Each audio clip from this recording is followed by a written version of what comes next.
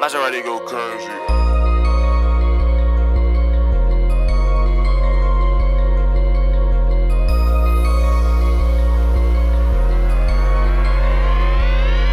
I gotta grind till there's nothing left. Every day I'ma make it, gotta give it my best. Feel like I'm running out of time now with niggas stress. So I stack every dollar, gotta double the check. And my team, we going hard, so watch me finesse. I chase a bag, ain't no time to rest. I can't stop till I got my name on it. I'm going until I get everything I want. I want a big house with a backyard with the pool in it. And a fish tank in my big house, so if we got beef, we throwing food in. I need a big car with some nice rims with the roof lit, so I can do the dash, then swerve, bitch, I went to school with. Another house up on the hill, so my mama be straight. A couple acres of that land, so my siblings could play. And if my daddy acting right, I put food on his plate. So when I finally get that chance, I'ma do what it take. I want 100K on my wrist, I shine bright when the lights low. Another 100K on my neck, VVS looking like white snow. Maybe courtside with Drake and them. 2 chains in my album, so I chase it back by any means. Hoping one of them will be the outcome, and I will. Grind to the death of me. Family, money, and loyalty be the recipe. I will. Good evening. Welcome to this week's edition of Uphill Battle. Happy Juneteenth to everyone. Struggle is real. For sure. For sure. We've been going for a little bit because life happens, and but one thing that is for sure, this politics don't stop. It's a daily struggle. We try to get you up to date and tell you our views on certain things that's been going on. What's up, son? What's going on? Hey, not much, as you said. It's been a lot. It's been a while since we, got together to talk about some of these things. So, some important races to cover, and like you said, some thoughts on just different things that's been happening. One of the craziest things, before we get into it, the spectrum of politics has changed so much. I mean, when I was your age, because I've always been just a student of history and a student of politics, and it always, it has drawn me in. The issue when it comes to race used to never be politics. Gender and sexuality, orientation, and things of that nature, those were social issues. And it seems as though in the last 10 years, 10 to 15, well, I'm going to say major the last 10 years, when it comes to just social issues, it's been all wrapped into politics. We generally do not speak on basically policy anymore. We're just discussing social wars. And it used to be that you didn't talk about the third rail. You didn't talk about it. You didn't talk about abortion. You didn't talk about Social Security. You didn't talk about, who you voted for. It used to be your private thing. You didn't have to tell people how, and people wouldn't even ask you who you voted for. It was your personal thing. That's why, like, when it's not, and it's not like that anymore. Other than election time, you never seen politician paraphernalia. And once election time was over, it went away. And we just went back to our lives. This cult, and it's a cult, of MAGA has been drawing on the American public, and I would say now to the point the world for the last 10 years, and this is unprecedented. And it ultimately really disgusts me when I think about how Democrats still, to many extents, want to deal with on things as the world is still the same. It's Hmm. business as usual. And it's not.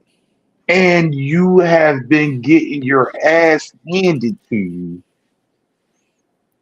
for the last 10 years.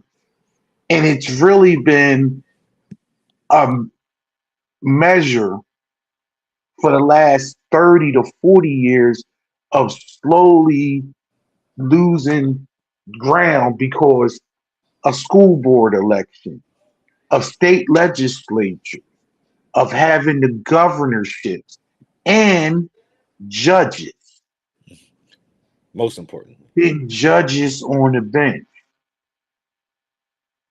Not even to mention the craziest thing is for instance, in Alabama, this is the first time in the last 20 years that Alabama has a Democrat running for every seat in the state. So literally, they would concede positions in the state Hmm. because they wouldn't run anybody. So I'm getting off on the tangent before I even start, but before we even start, but it's like this has just been really upsetting me because of the primary season.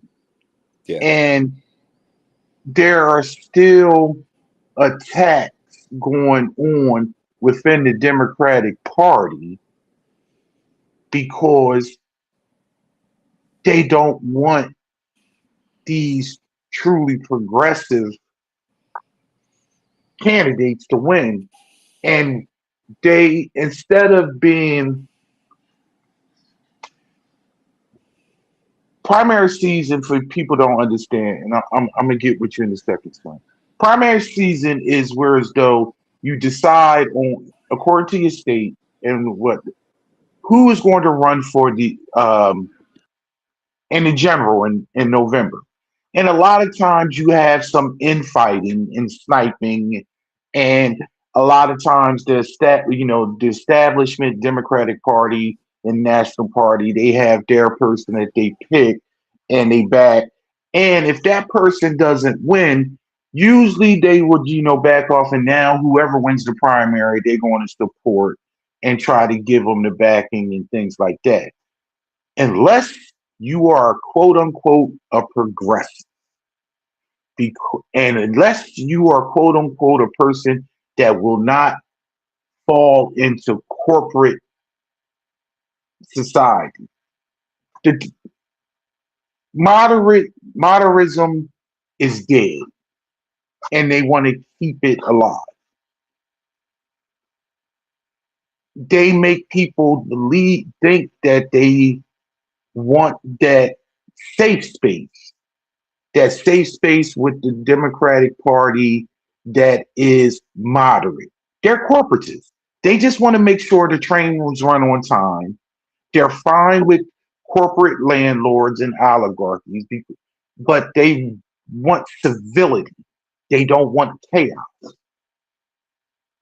And I I say all that on the dawn of the first black president actually opening his center because he was ultimately a very great president in the eyes of norms and a corporate dim. Wasn't a great president for progressive. Yep. And I mean, I have my qualms with him, but he was a normal president. Yeah. And where we are in these dark days, we actually scream for that normalcy again. Separate from the policies that we hated. Because I'm sorry, there's no candidate that you're going to actually truly, totally agree with 100%. And that's going to open the way to our discussion when it comes to these primaries. If that's what you wanted to attack Yeah, first. yeah, no, that is it's a perfect segue. Because yeah, the first thing I want to touch on are the primaries that just happened this week in Washington D.C. So yeah, so this election was the first time that D.C. was implementing ranked choice voting, and we touched on ranked choice voting, a little while back. But basically, there's a list of candidates that are running, and you just rank them in order of one through however many candidates are running. And then if nobody gets over the 50% threshold in the first round of voting, then it goes to the second round of voting, which starts tabulating, okay, then how many people got second place votes and third place votes and stuff like that. So this is the first election that DC implemented this ranked choice voting, and it was for the mayor election. And the current mayor, Muriel Bowser, she decided not to seek re-election after serving 3 terms. And in DC, the mayors aren't term limited, so she could have ran again, but she decided not to. So the two main contenders in the race were DC Council member Janice Lewis George, and then Kenyon McDuffie. Lewis George is a Democratic Socialist, and then McDuffie is the more moderate candidate. And they counted the ballots over the last couple of days, and basically just announced that Louis George won. So it's another win for socialists around the country. But just like you were saying, she's expecting a moderate challenger to jump in the race because again, this was the primary election, so the general election is going to be in November. So she's expecting a primary or a challenger in the general election, just like what happened with Zohran Mamdani in New York City after he won the Democratic primary. Andrew Cuomo, who he beat in the primary, then just jumped in the race and ran as an independent, which luckily Zohran was able to overcome that. But who knows what's going to be the case in DC. But just wanted to highlight this because again, it's noteworthy because it's coming off a slew of mayoral wins in November by a couple of socialists. Again, like I said, like in New York City with Zohran Mamdani, and then over in Seattle with Katie Wilson.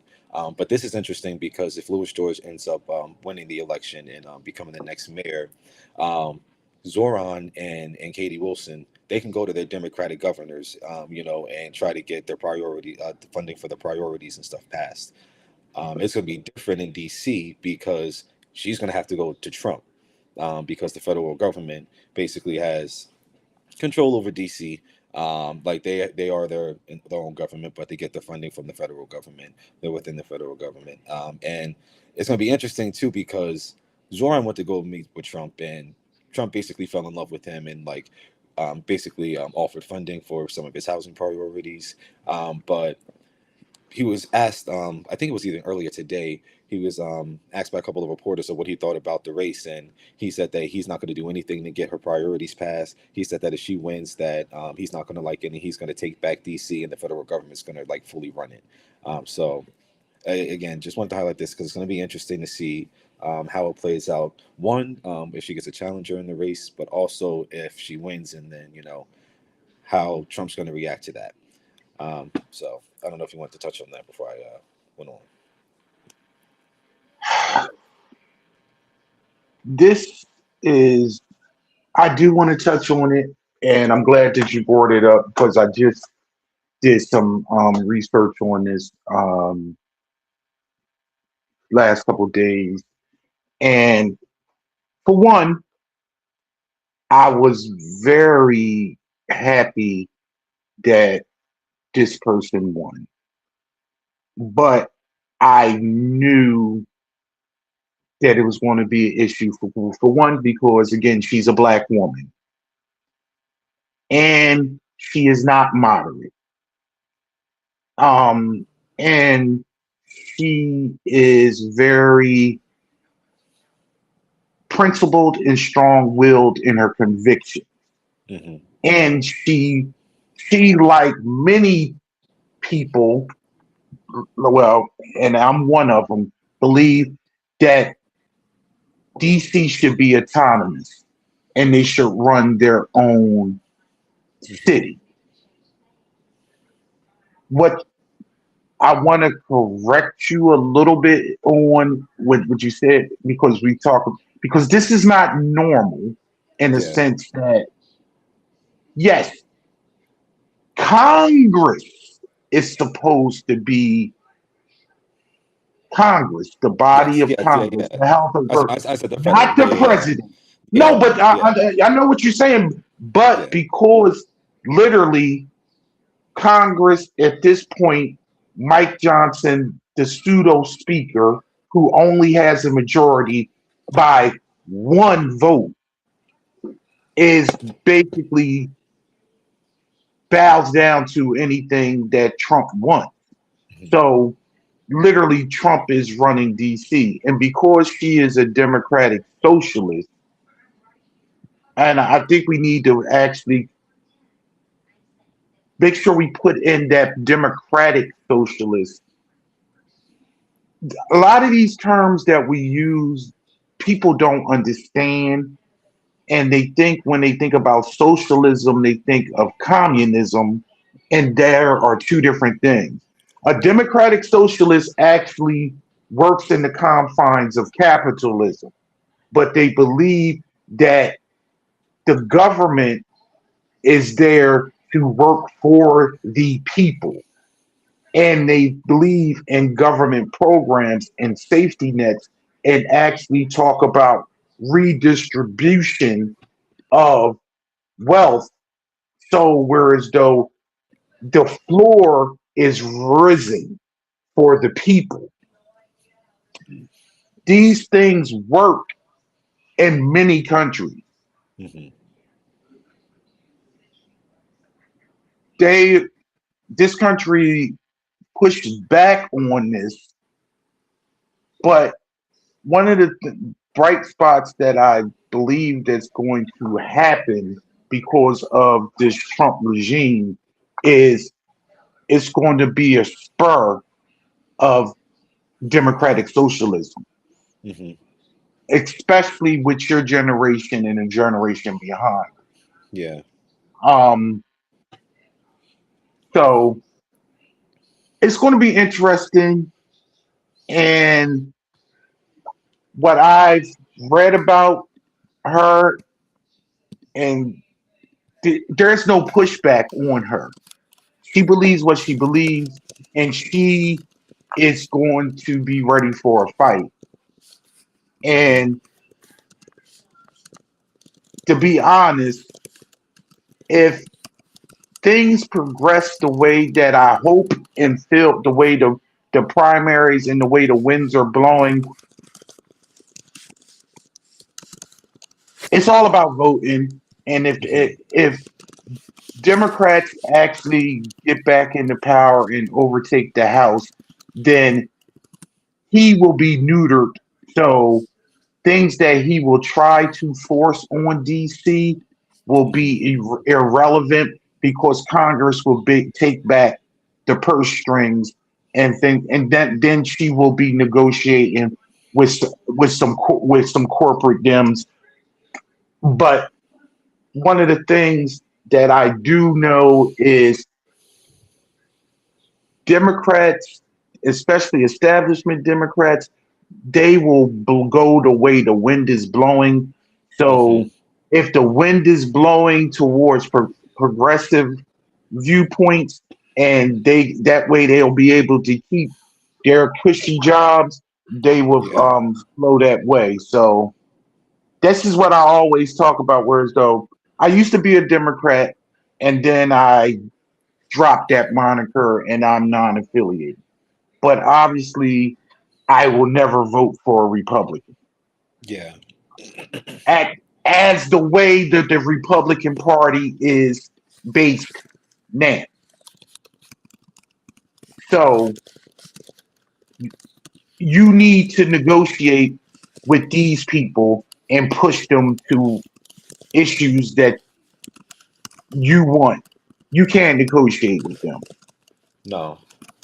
There is no more handshake deals, and we vote and then we go or have a drink and we discuss things off of that that that reality of when Joe Biden was in the 70s and 80s and still was hanging out with Orland Hatch and people on the other, those things is over because they're fundament that is fundamentally broken. Yeah. To touch on a couple of things you just said, yeah, like the Democratic Party, if the Republican Party is moving far to the right, you can't try to move to the center.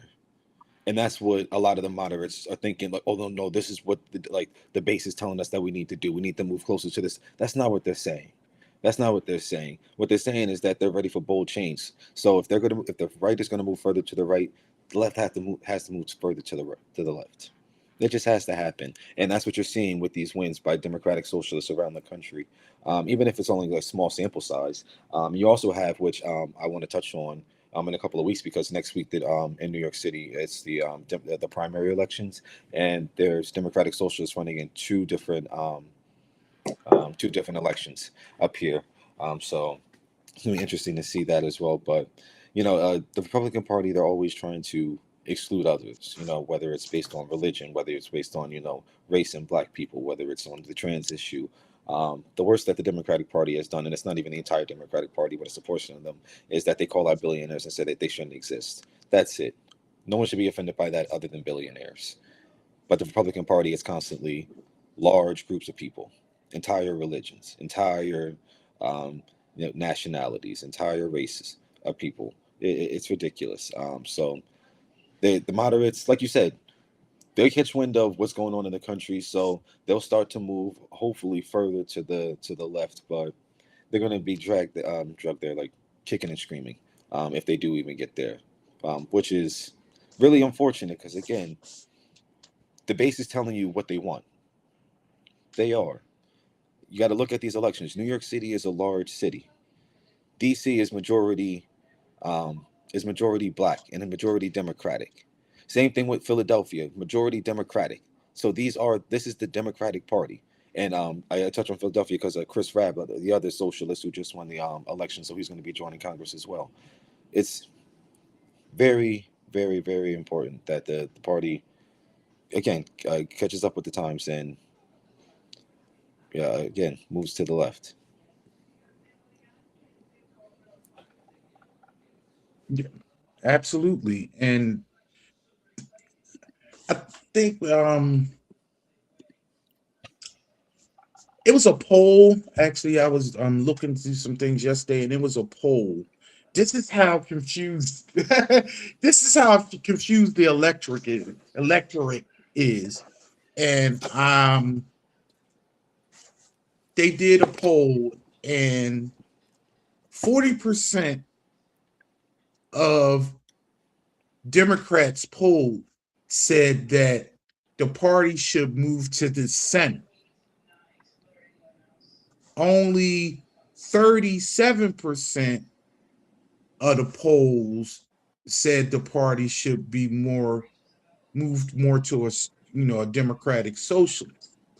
But when they talked about policy, Specific when they policies. talked about specific policies, when they talked about taxing the rich, taxing the billionaires, Medicare for all, Social Security stabilization, things of those natures, over 65 to 70% of the people polled were for it, but they kept on, but they don't understand that's moving farther to the left. That's not moderate. When they do these polls, they word it to people whereas though some people think they are more center. Hmm. Like I'm half, but when you talk about policies, they are more farther to the left when it Hmm. comes to that spectrum. That's because they've been told that these things are radical. and the people that are advocating for them and running on these kind of policies that, again, ultimately most people like agree on and like would support. They've been told that they're radical positions, far left positions, when they're not. And like you said, it's based on how they word it and how it's presented to them.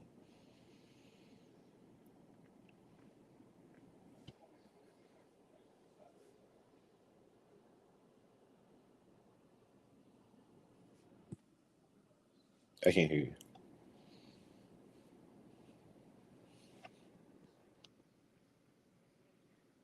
I muted myself. I'm sorry. Um, it's crazy because when you act, like I said, when you bring out the policies, majority of people are for the socialist policies, but they don't know it. Hmm. And I often bring up the fact that we live in this so-called capitalist society, but all the sports that we support, all American sports are social. They do revenue sharing. These football is all revenue sharing. 32 teams split the money from the sales of merchandise, from the TV, all the TV deals. It's split equally through 32 teams. So whereas though no one team can falter because all 32 split. The same thing with basketball. All 30 teams in basketball do revenue sharing, whereas though all the contracts that they have with the networks and the apparel deals and things like that is split. The only thing that you get to keep yourself is what you make in your home stadium. Then that's your revenue. But everything with the big picture of the thing, whereas though that's why I often talk about when we go to basketball games and stuff like that, and people be like, and when you hear fans say, "I pay these people salary," no, you pay for the usher and the guy that's basically giving selling you the popcorn, and you pay a little something if you go into that that store in the stadium. Hmm. That's their revenue. Their money, they're more concerned about the TV revenue and it make sure that X player is not sitting out on some management Hmm. or because it's a TV product, because that's where the real dollars are coming from. Hmm. Fans don't uh, fans want to believe that they're actually more important than they are. Yeah. I mean, you are if you turn your television off and you don't watch it, Hmm. and if you don't stream it, but you just going to a game. It's really insignificant, except for how did how did all these games survive with no fans during the pandemic? Hmm. Because they still had TV revenue and they still was able to make profit. And that's socialism. It's all over the place. It's all yeah, Yeah. and it works. It works. This capitalist society is quote unquote 250 years old. This is still an experiment. And the reign of this experiment is literally coming to an end. Literally. Because Yep. they allow Unsustainable. by it's understandable because of deregulation and allow, and this is the first time that inflation has rose past compensation and wages in years, going back to the Great Depression. And what actually brought this country out of the Great Depression, Dallas? People don't want to talk about it. Socialism. Socialism, socialism, FDR, Social Security, the New Deal. Whereas though the government actually said put in things to actually help the people. You had a Democratic Socialist as a president, and probably the greatest president ever in this country because it gave the power back to the people.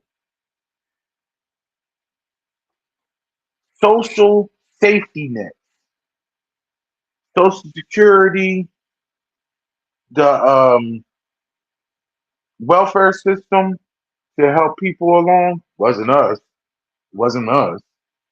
Um, help with housing, so much whereas though FDR was actually what? He was the last president to actually be president more than 2 terms because he did so well for the people. He kept on getting voted in. He was voted in president 4 times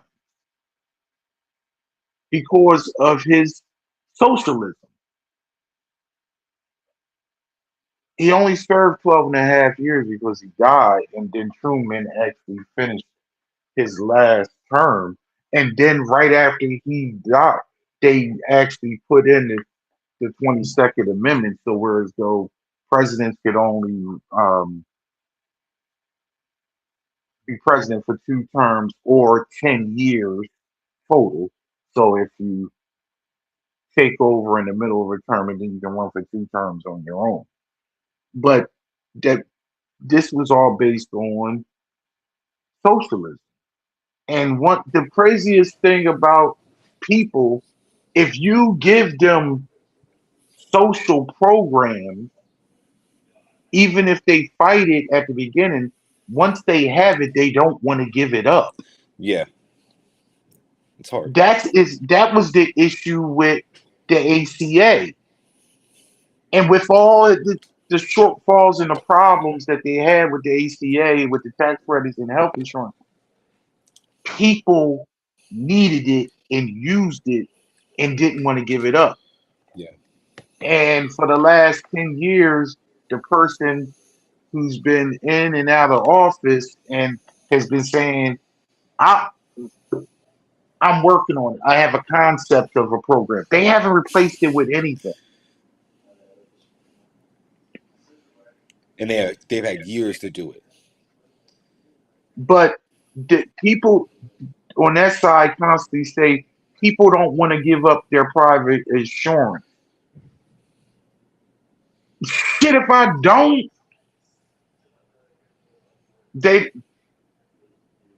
how many people talk about how much their insurance is shitty?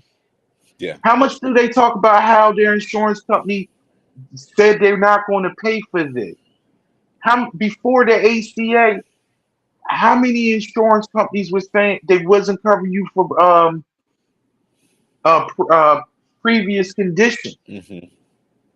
Before the ACA, how you couldn't carry your child to their 26th birthday.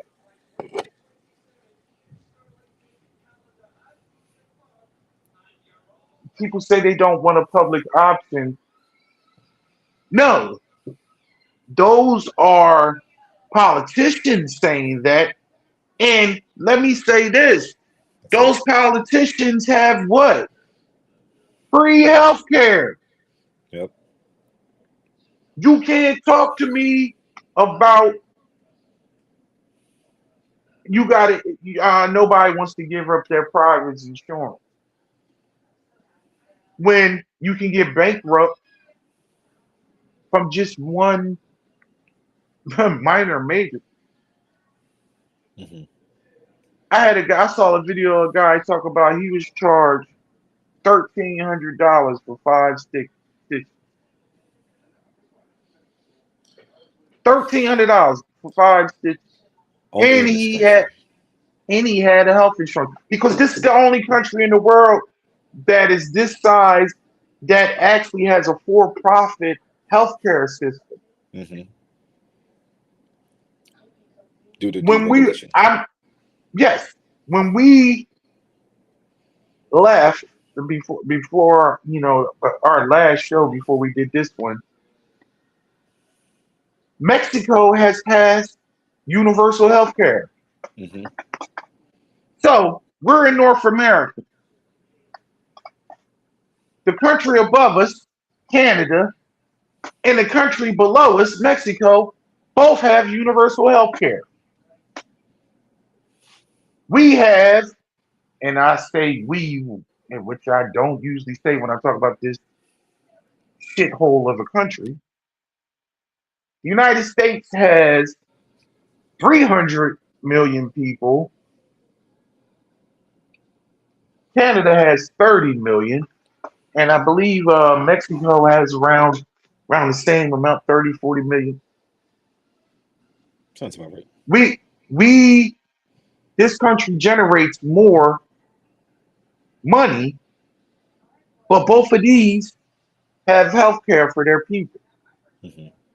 because the wage gap issue is not there.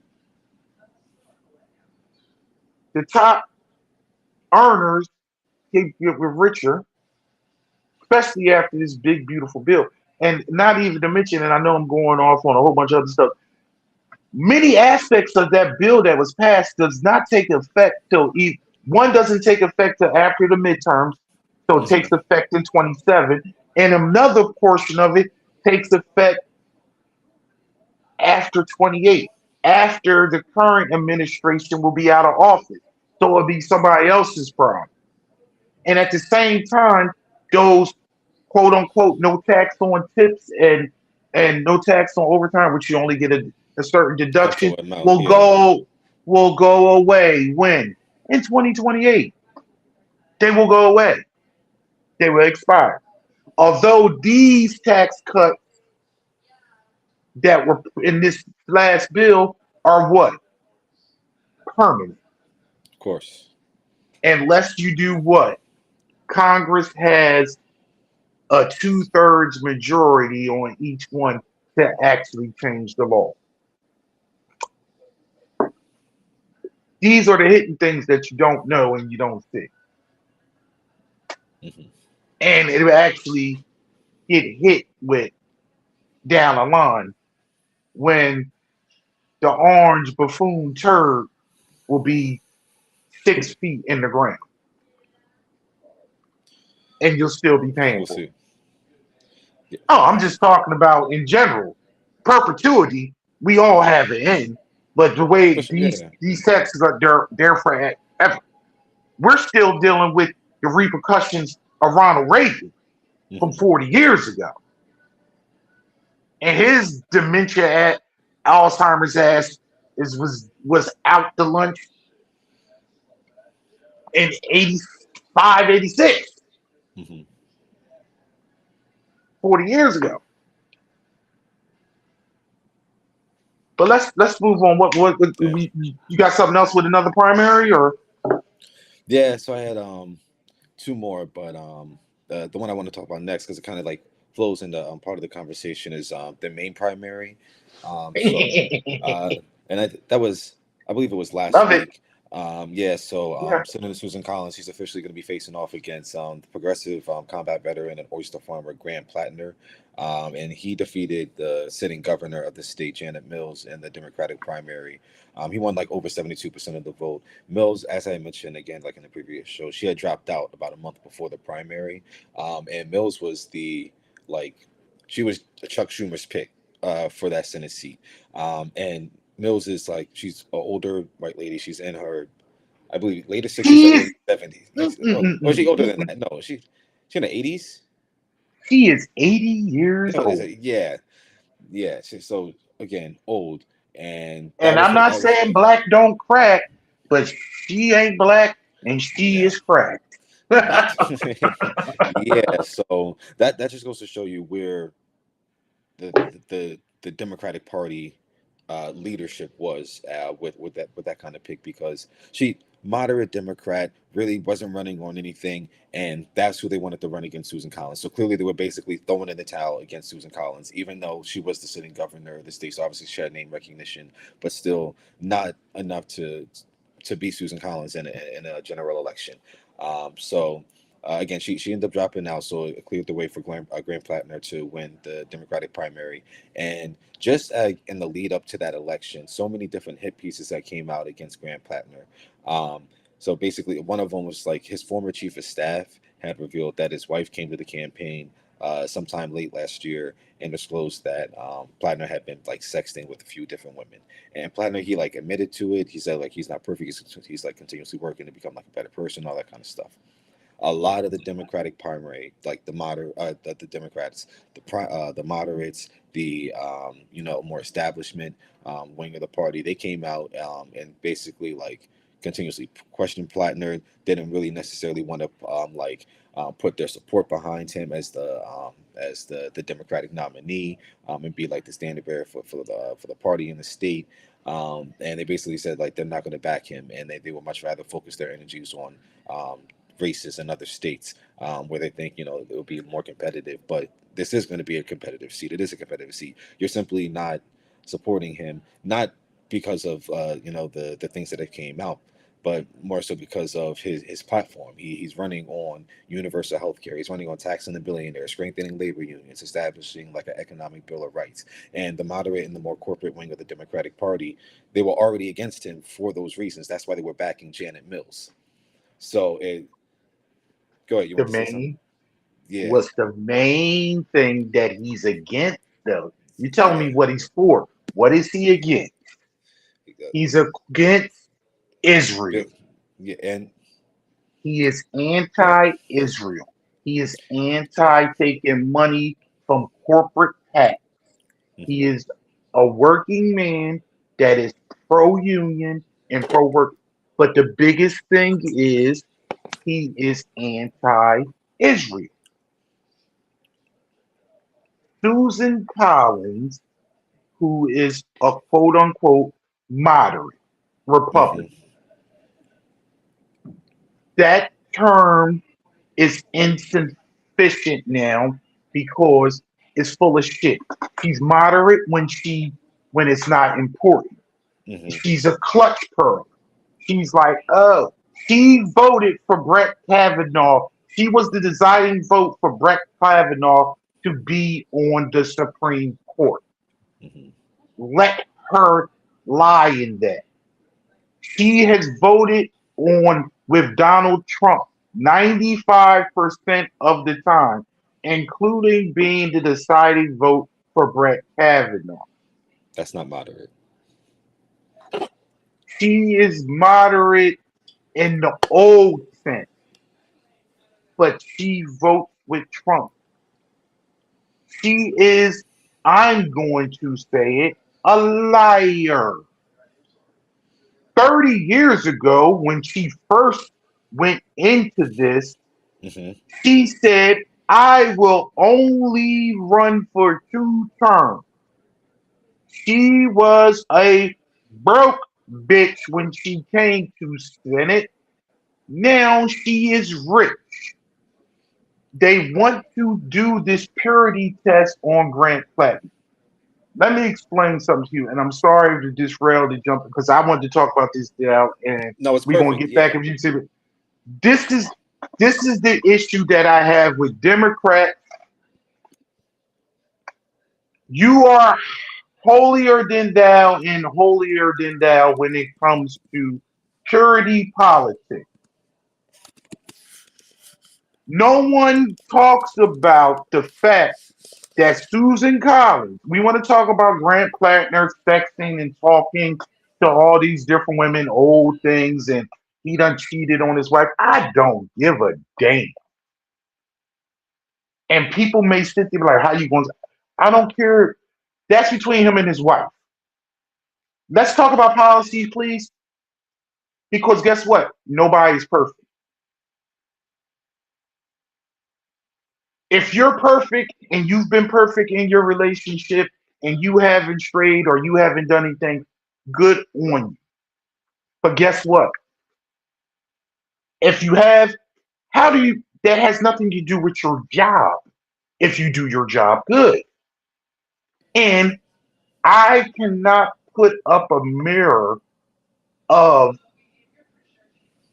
a person's purity test when it comes to the fact that you have that person in the White House.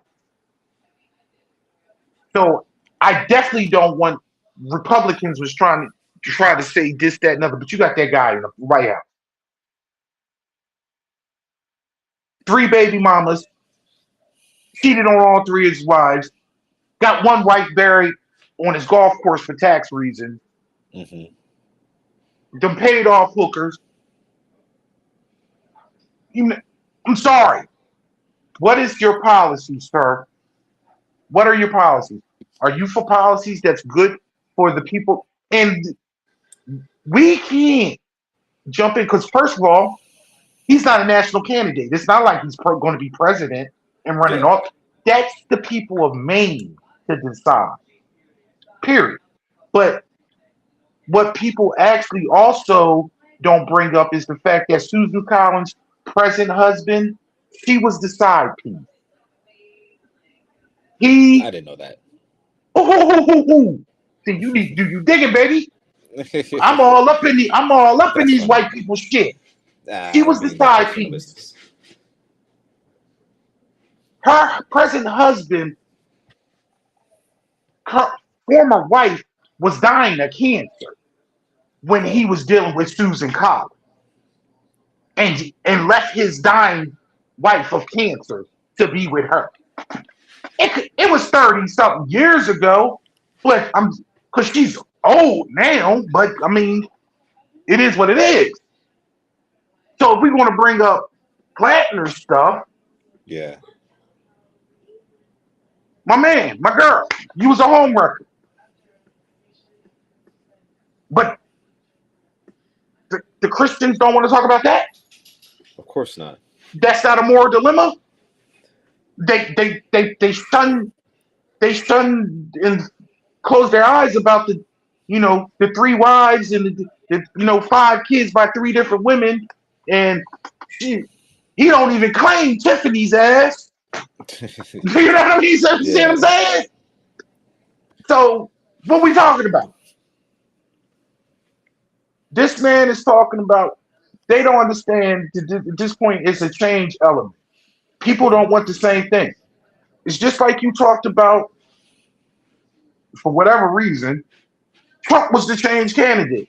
I don't know. I think people actually have amnesia, got that he actually ran the country for 4 years before, but he was still, quote unquote, the change candidate. In some of those illiterate people's minds. So I really have an issue with the fact that we're talking about his personal life because, for one, he doesn't have a political life, but he's talking about things that he's talking about affordability. He's talking about, men's mental health.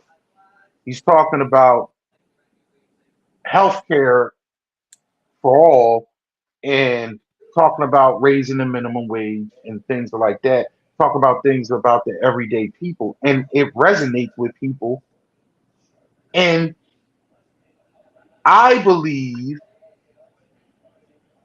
that hit piece that it would backfire. No one cared when they interview people from Maine. It's like I don't care. And then it was like it came in the 12th hour and who it came from. His one ex-girlfriend who the one person that was actually the girlfriend was a Republican who was Women for Brett Kavanaugh. She ran that program. She was part of the Heritage program. Yeah. And she said they had a violent relationship, which he admitted, but she also said he never physically touched her. Yeah. It was just more or less they had a violent, and he said, I was younger. We he's like, I admit he basically did the Eminem. Yeah, he was like he had PTSD from his service in the military. He basically brought all this stuff out and said all this stuff. He just didn't put people's names on it. Yeah. So it's like No. And then they talk about the tattoo. Tattoo, yeah, that he got overseas. That is a neo-Nazi tattoo. And they tried to make it seem like he did know what it was. Hmm. And he was specific. He was like, he didn't. Him and his battalion, a few guys, Yeah. they all got the same tattoo. And he also explained, I don't know if you heard this, he explained, he said, I have Jewish people in my family. He said, my brother married a Jewish woman. I was dancing at my brother's wedding in front of her Jewish family with my shirt off. If I knew this was a Nazi tattoo, why would I dance with my shirt off in front of a room Yeah. full of Jewish people? Yeah. No So sense. my thing is they try to again the playbook when it comes to politics is can we talk about issues that are not about politics. Hmm. Let's talk. Let's talk about social things and deviate because, for one, Republicans don't have any policy. Yeah. They their policies is hey, cut taxes, but not taxes for you, taxes for our corporate overlords and our oligarchs, so we Hmm. can. And I just want to get in this on some stock, so whereas Hmm. though I can make some money off of this shit too. Yep. That's the Pew thing. Yep. Do you have something else about this particular primary? I mean, this one, but it's going to tie into what I'm going to talk about next. But I mean, with this one, it's just like for the again the establishment wing of the party, the moderate wing of the party, to try to come out against him at this juncture in time, especially when control of the Senate is at stake. And the elections this November, it just doesn't make any sense. It's self sabotage. It's like clearly you don't care about, the party winning. You just care about, yourself and keeping, or like not even yourselves, but like the moderates and keeping the Democratic Party pure of again these more left progressive candidates.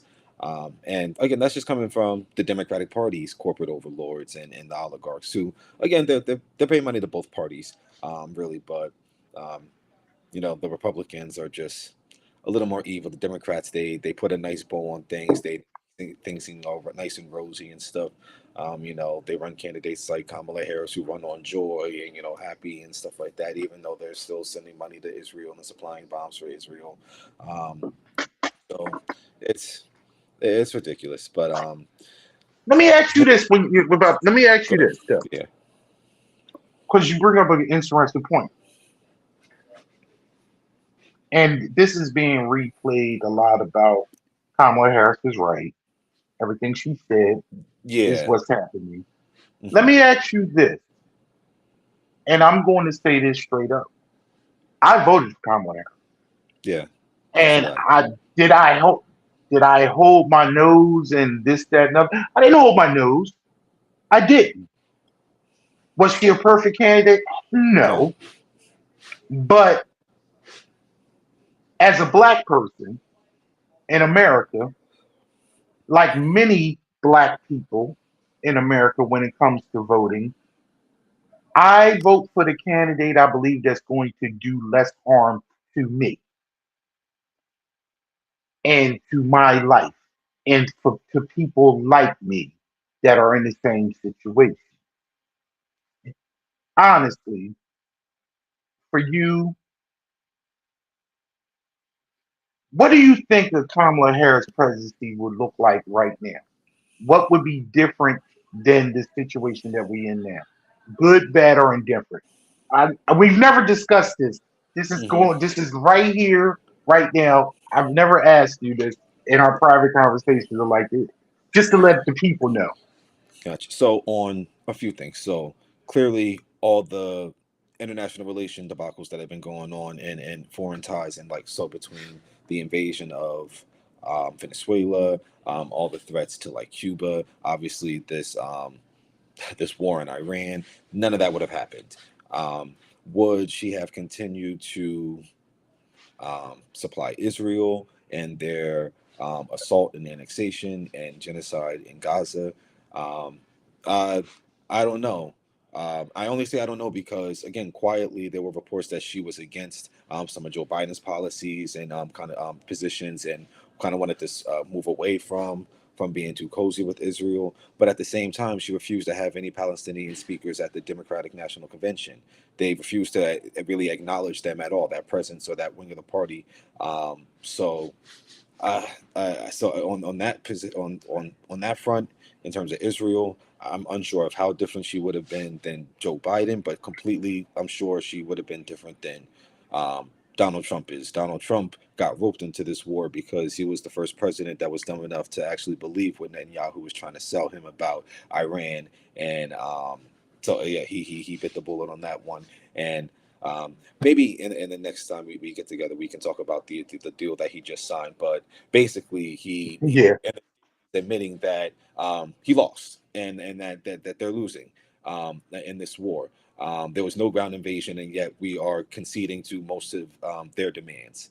Again, we're going to owe them money. We're giving them back the ability to sell their oil. We're basically going to like pay for the infrastructure to be rebuilt, all that kind of stuff. We're conceding that we lost this thing. None of this would have happened if Kamala Harris was president. And in terms of the economy, uh, again, I want to believe that she would have been better than Joe Biden was, but even then, Joe Biden, coming out of the pandemic, he did make some pretty good, um, Inflation was at policies. But 2.9% when yeah, he left office. yeah. So he on that front, he really wasn't as bad as they painted it out to be. But again, coming out of the pandemic, it's a lot of people. I don't know. It's just hard to explain how, like, what the mood of the country, kind of would have been, and what she would have done on that front. But I don't know. I want to believe that she would have became the progressive version of herself that she initially started running back in 2020 at the start of her campaign, and then when she started hearing from the consultants, hey, maybe you need to move this way or whatever like that, then she dropped all that. But I want to believe that she could have been that, but I don't know. What do you think?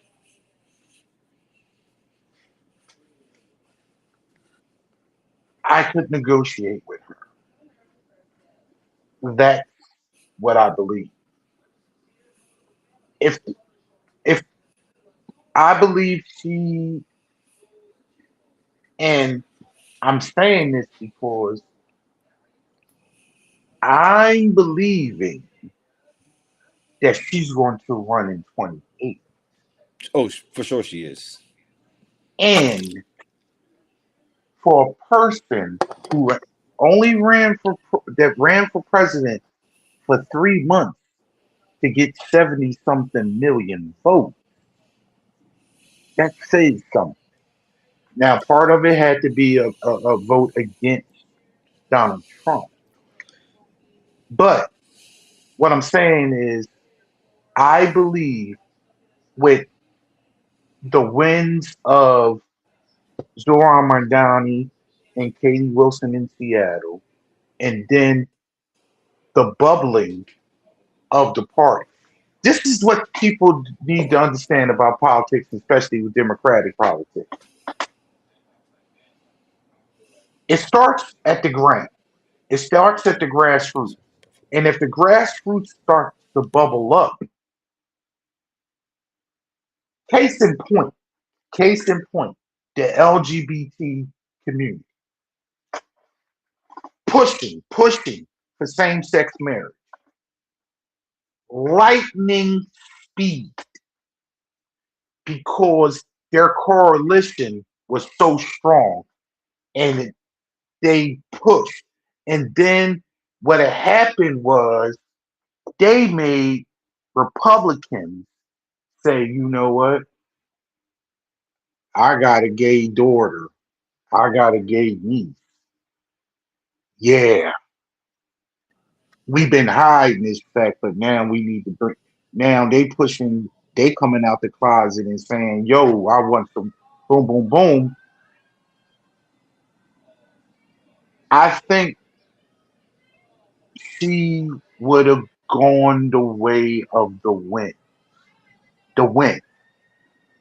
So whereas though I truly believe she would be one, she would be pro-Israel. I mean, she's married to a Jewish man. Hmm. Um, but I do not think she would be to the she wouldn't have went to war. She wouldn't have been dumb enough to do that. No. She wouldn't have tore up Obama's um deal. Yeah. I think she would have been better for the country than what we're dealing with now. Because for one,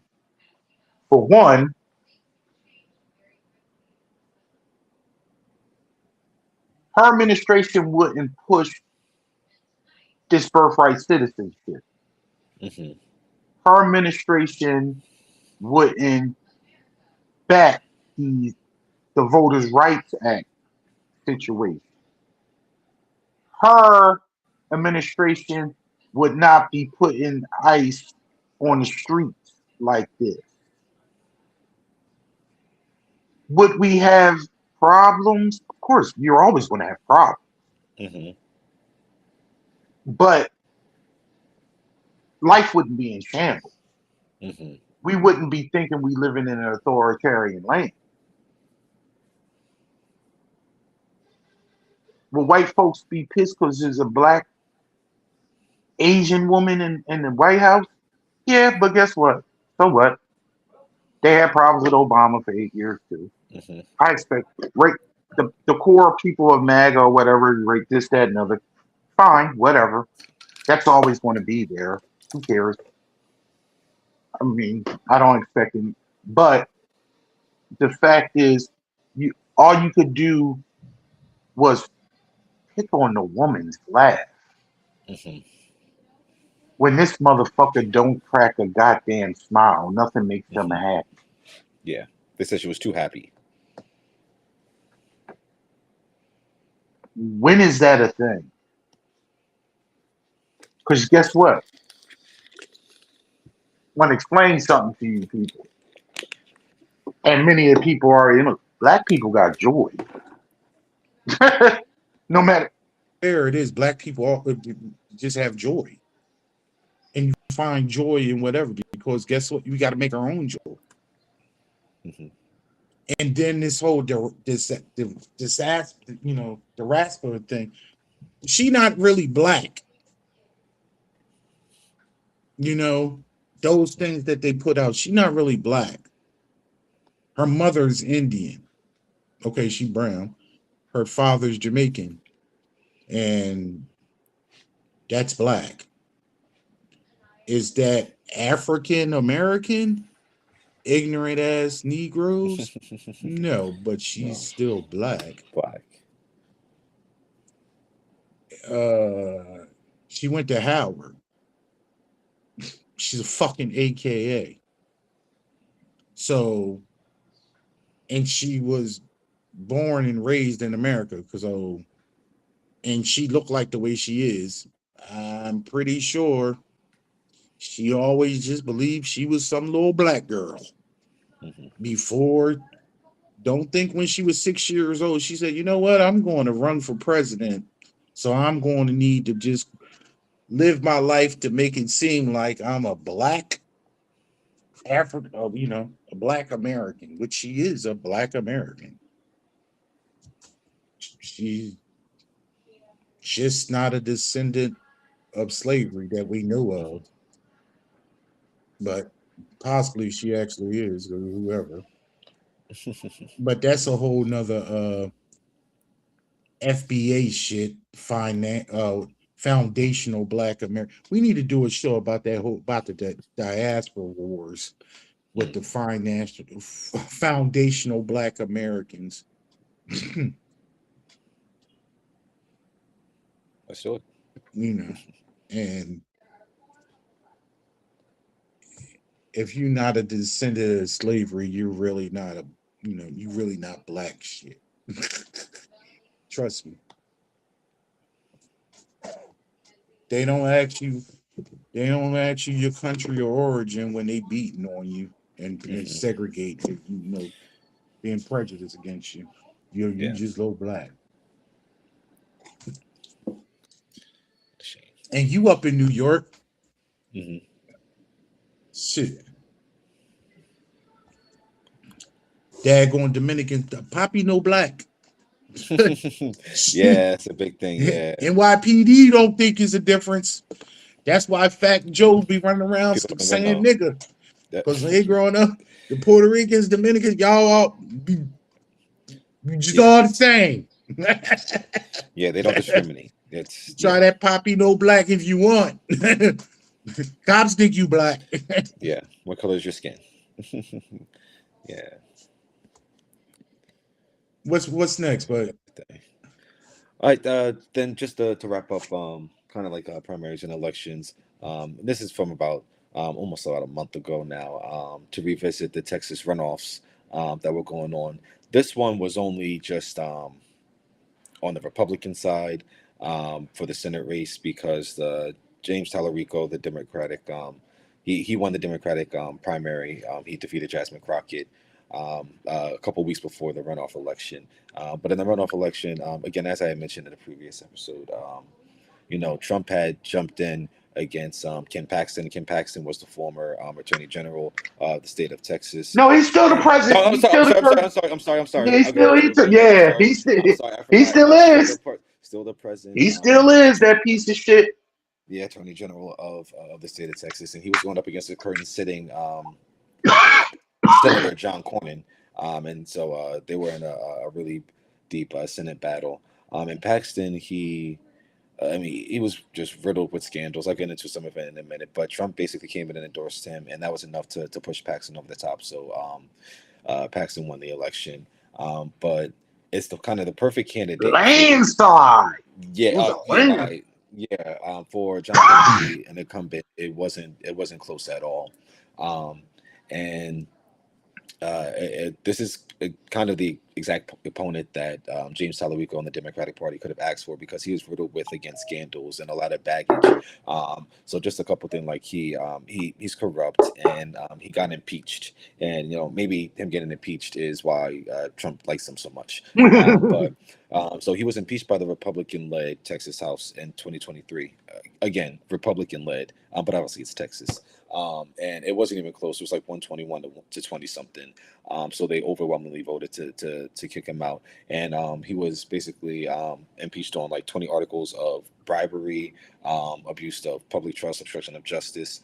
But unfortunately, he was acquitted of all charges by the state Senate. So the House said, "Yo, get this guy out of here," and the Senate said, "Not so fast. We're not going to do that." Which is interesting, even that the Texas House voted to do that because the Republican Party does not ever admit that one of their own has done something wrong. So to hold anyone accountable within the party like that, especially when you have such a majority, it was even interesting that it got that far. But again, he was so egregious in some of the things that he had did. Like one of his donors, his name was Nate Paul. He paid for Paxton's home renovations, and he employed a woman that Paxton was having an affair with. And then Paxton fired some whistleblowers from his office who tried to raise concerns about it. So, like again, that's illegal. you can't do that. And then not only that, but he let a pedophile walk. Basically, he Let's give the details, please. Give the details. A former attorney and a friend of Ken Paxton, his name was Adam Hoffman. He was arrested and charged with like continuous sexual abuse of a young child who was a friend of his son, which is a first-degree felony with like punishable by up to life in prison. But he really a young boy. Yeah, really young. He really got basically like a slap on the wrist. And when I say a slap on the wrist, I think he only served like a couple of days in jail, if that. But the deal that he was struck did include, again, minimum jail time, and also he's not going to have to be on the sex offender registry, which he was fucking a little boy. That's nasty. That's gross. That is inexplicable. He should be in jail for the rest of his life. And he got a couple of days, and he does not have to ever, again, register on this the offender. So he can live anywhere he wants. He doesn't have to go around and say, "Hey, I am a sex offender." None of that. So he's just freely roaming the streets now. And it's just crazy because the National Republican Senatorial Committee, like the Republican wing of the again the Senate Republicans who are in charge of trying to get Republicans to win elections, and get in the Senate. They basically back Cornyn. One, because Cornyn was a sitting senator, but also because Paxton just has so much baggage, like so much baggage against him. They were constantly coming out against him, cheating on his wife, just like you were talking about that situation between Grant Plattner. That was just between his wife. Yeah, but they're gonna really hawk on that one. But Kim Paxton cheated on his wife. Yeah, it really doesn't matter. Like we don't care about that one. But cheating on his wife, firing his staff for basically coming out against it, being corrupt. He was impeached, all that kind of stuff. They were coming after him, but after he won the primary, they deleted all their tweets about it. They deleted any kind of communication or media that they had about it, and now they're just completely backing him. And they're attacking James Tallarico for being a vegan, even though he's not a vegan, and for saying that basically God's not a man or a woman, and they're attacking him on that. So it's going to be very interesting to see what happens in this race because again, Kim Paxton is not. He shouldn't be. He shouldn't even be allowed to run. So the fact that he's in this position is really wild. It's going to be telling to see where the people of Texas land on this, because James Tallarico is running on. He's not a progressive, I would say, really by any standard, but he is a. He's progressive for He Texas. sounds, yeah, exactly. So for Texas, he seems to be above a moderate. So we'll see how he handles himself as the course of the general election campaign goes. But I think this is the perfect candidate for the Democratic Party to take over, to try to take over Texas against, because again, he just has so much baggage, and it's already some sentiment amongst Republicans in the state that they just don't trust this guy. They don't like this guy. But I mean, again, but he did just beat a sitting senator in a primary and kind of in a runoff and smacked him. So we'll have to see. But the election, the Senate elections in the last couple of years have been getting a little tighter. It started with Beto O'Rourke when he went up against Ted Cruz back in most like 20. Was it? I think it was 3 points. He lost by Yeah, 2.5 points. yeah, it was really close. And then was it Colin Allred? Was he the Yes, last person to run against yes. Ted Cruz again back in 24? And then It was obviously within 5. It was yeah, within 5. yeah. So it's gonna be interesting to see, especially because this isn't Ted Cruz, and not that Ted Cruz isn't necessarily a strong candidate, but Ted this Cruz a piece yeah of shit too. yeah. But this isn't Ted Cruz that you're running against. This is again someone with a whole bunch of baggage that already has a lot of dirt in the state. So we'll see how this one plays out. There's a lot of money coming. That's going to be going into this race. It's probably going to be one of the most expensive of the entire the general elections around the country, just because Texas is such a large state, but there really is a chance that the Democrats could pull this off. So they are going to have to allocate a lot of resources to that race, and he's doing a really great job campaigning and raising money himself, but he's going to need some help by the Democratic Party. Oh, and he'll get. Because that's the white whale. That's Texas is the white whale, so he'll get it. Let's dig in. I want to dig in some more and add on to you about that race. For one, Paxton's wife is divorcing him on biblical reasons. Biblical reasons. Also, currently James Tallarico is up 3 points in the polls against Kim Paxton, and that's of course that's in the variance, the plus or minus 6. But for a Democrat to be up in Texas 3 points is saying a lot. Now, many Republican voters say they will not vote for Kim Paxton, and they didn't vote for Kim Paxton. Part of the reason why they didn't vote for Kim Paxton is when Donald Trump actually endorsed him. And when you actually look into the numbers, for instance, in one county, Ken Paxton won by like 65 to 35 percent. But then when they actually looked at how many votes came out of that county, it was only 90 votes. But in that county where only 90 votes were cast, there were over 3,200 registered Republicans. So only 90 Republicans voted that out in a county that were registered over 3,200. So granted, in runoffs and primaries, there's small. I believe many other Republicans are not going to, one, hold their nose and vote for a Democrat because they just break, but they'll stay home. They're going to stay home. For sure. One of the biggest things that we haven't discussed, and I was watching a couple videos, and this is one of those FAFO moments. Dal, you know how many data centers are in Texas? I don't know the exact number. Texas. It's a lot. They got a lot of land. First of all, America, the United States. I'm sorry, I'm smart now. I'm never going to use the United States as America ever again, because America is North America and South America and all the countries. Thank you, Bad Bunny. Thank you, Bad Bunny, for educating me, and actually, I'm going to use it the right way. The United States has the most data centers in the world. Texas currently has the most data centers in this country. Texas is a very large state. Texas has 466 data centers in its state. And we often talk about how it drains the resources, it causes all type of noise pollution, and the turbines are breathing everywhere and taking up your water and raising your utility bills. There are many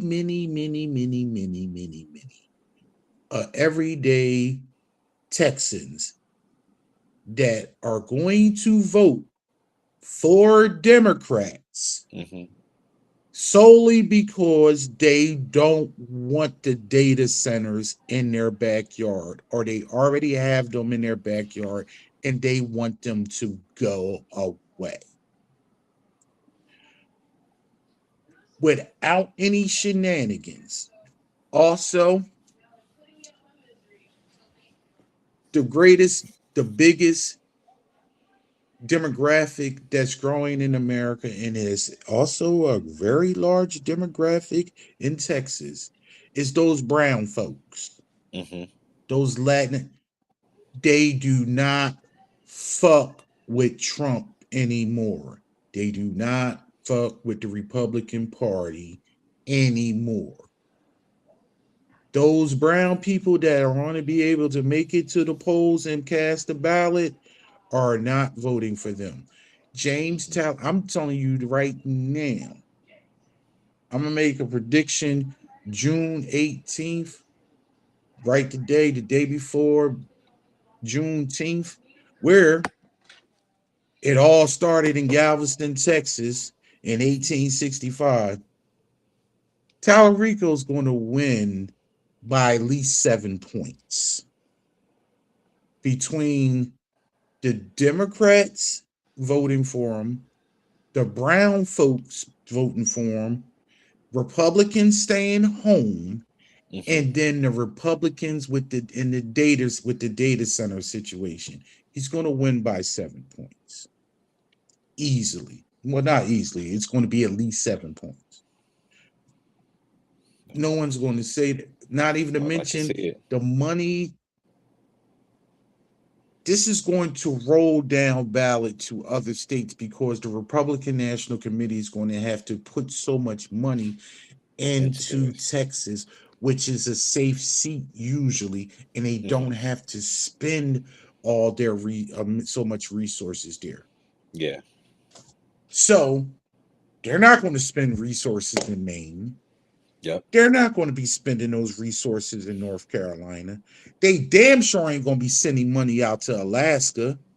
They may try to spend some money in Ohio, but they might think that's actually a lost cause because guess what? You're going against Sharon Sherrod Brown, Brown. who was a former senator that was a 3-term senator that squeaked by when he lost to but that was an JD election Vance. where as though Trump was on the ballot.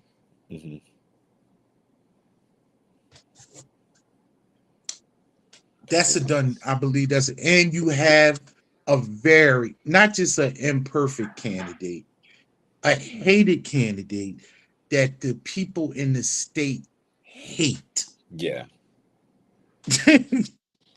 You know, you can have a hated national candidate, but when the actual state, the I'm sorry, the electorate can't stand. Man, Yeah. there's the issue. I want to stay in Texas for a minute. Well, it's going to be more than a minute. Um, I just came across this 20 minutes before we started the show, and I didn't do my due diligence, and it was only 2 videos, and it just came across my feed because I was just looking for more primary shit and whatever this thing. But truth be told, my feed, my algorithm is all politics, and it's either politics or comedians. Because after dealing with politics, I need to laugh. I need something to cheer me up. Um, but one of my content creators was running the Texas Republican Party platform, and I don't know if it was the platform or actually what they were talking about. They were talking about what they were going to introduce in their next session, and it was disturbing to me the hatred that people have for other people that don't look like them or worship like them. They were talking about how they were going to introduce a bill to ban halal food from being sold in Texas. And one of the members brought up the fact that would it be constitutional if we just ban the food instead of just making sure it was properly labeled so people can see it and they don't buy it in the grocery store? Because if we just ban it out of the state, then they'll just leave because they can't have anything to eat.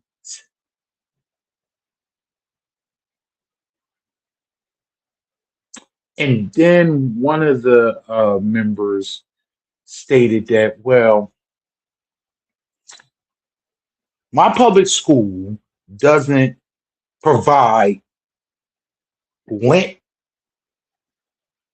lunches for my kid during Lent. They don't. They don't give you. They don't provide Lent meatless things. So why should we provide food for them?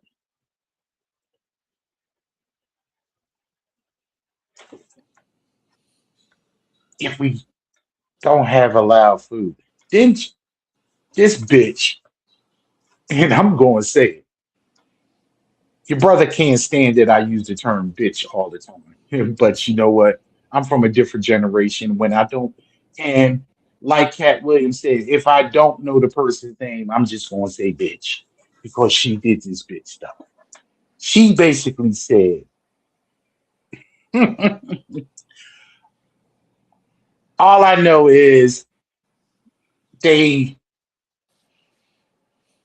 they kill the animal, they slaughter the animal, and then they just they erect their fake god's name, and then they finish the process. Erect their fake god's name. Mm. Give me some runway with here, because I'm going to make some people upset. I am not religious at all. One thing that I am, yeah, I'm respectable to everyone's beliefs when it comes to religion. I don't believe in organized religion at all because I think it's all just a scam. Because I don't believe in man. I can read a book and interpret it myself. I don't need anybody to interpret it to me because that's just man. And so, but to shit on somebody's belief system and say a fake God when I could say you worship a fake God yourself because if you worship that white Jesus and we know he was from Bethlehem and Hmm. his hand, his hair was made of wool and he never actually set foot in Europe, and the picture that you're worshiping is actually, and it's actually been proven that it is the painter's uncle. Mhm. But I digress. Islam is the second largest worshiped religion in the world. Anywhere from 2.3 to 2.6 billion people are Muslim in the world. The issue is that these white people in America believe their religion is the greatest thing of all because the most number one religion in the world is Christianity, which is they say anywhere between 2.6 to 3 billion people worship worldwide. The number one country in the world that worships Christianity is in these United States. Over 250 million, anywhere from 61 to 65 to 71% are Christians. The biggest faction of Christianity is Catholics, 1.9 billion people worldwide, even though evangelical Christians can't stand Catholics. And that's a whole nother thing. Hmm. But they have issues with the Pope and all that other stuff. But they worship that fake Jesus that's in the White House. I bring all this up because these people are willing to ban the food of of people of a certain religion, thinking that that will make them not be in the state. And then I looked up what halal food was and what the process was. And I don't know if you know this, Dal, and I don't know even know if a lot of people are privy to this. That they often talk about how Muslims and Jews are always at, you know, at odds with one another. But I often say, wait a minute, from my education and my research over the years and just listening from, you know, on both sides because I don't belong to any of the set. They have a lot of things in common when it comes to their religion. I'm saying. So I look what's the difference between kosher and halal? There's Both nothing of them wrong. don't eat both of them don't eat pork. Both of them don't. This is what happens when you do with halal and kosher. Halal is basically when it's a clean cut. Whereas though you actually kill a healthy animal, so the animal is supposed to be, you know, well fed, you know, not to be taken care of before, and you slit its throat. One quick slit.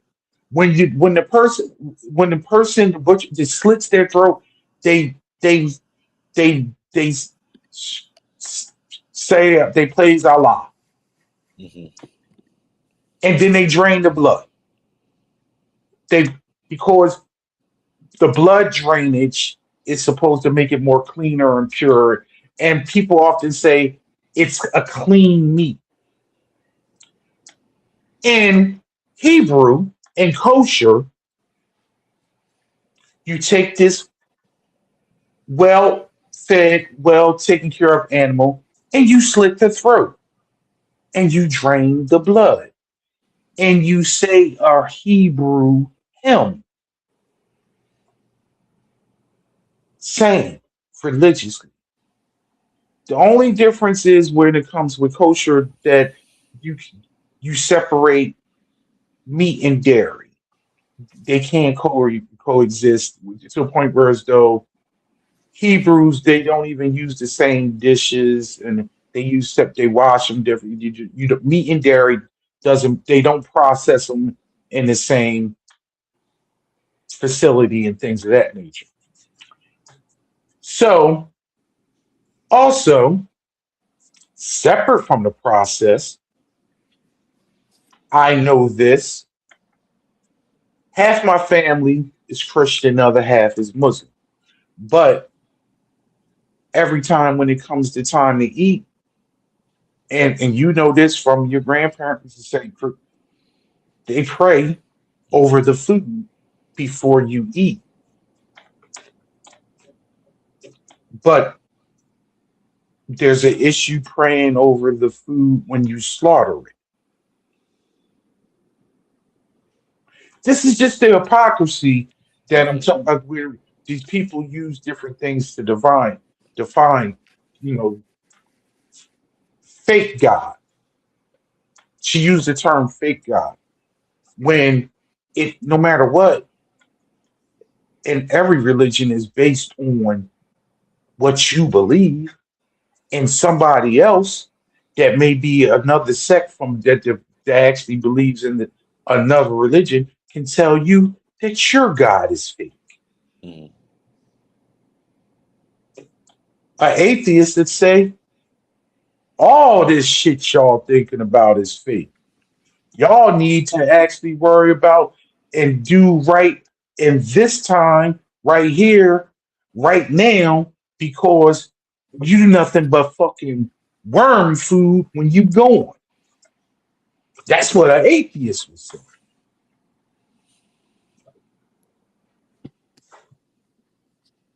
The culture wars. This is another reason why I'm a Dallas Cowboy fan and I will never go to fucking Texas. And my son, he knows. I said, I don't even want to go through Texas. Shit, the most thing I ever can, I flew over that bitch a few times when I was going to daggone California. I don't ever want to go to Texas. I don't want to visit. I don't, I don't like their policies. I don't like how they get down.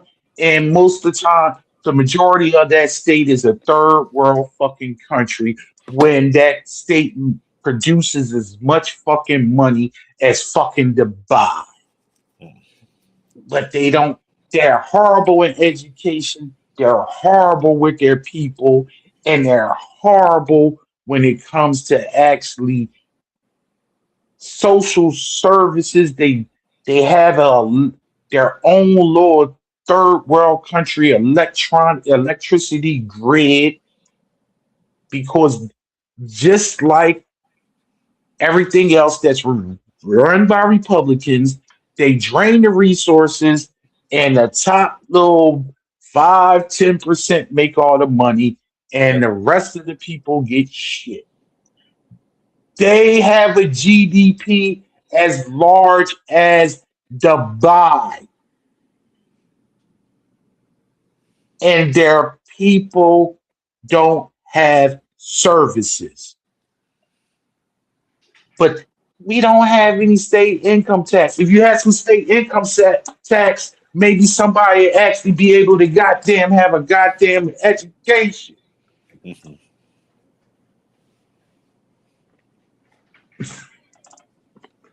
Ain't that These something? people, I don't want to pay taxes. I want to keep my money. Capitalist system. Me, me, me, me, me. Me, me, me, me, me.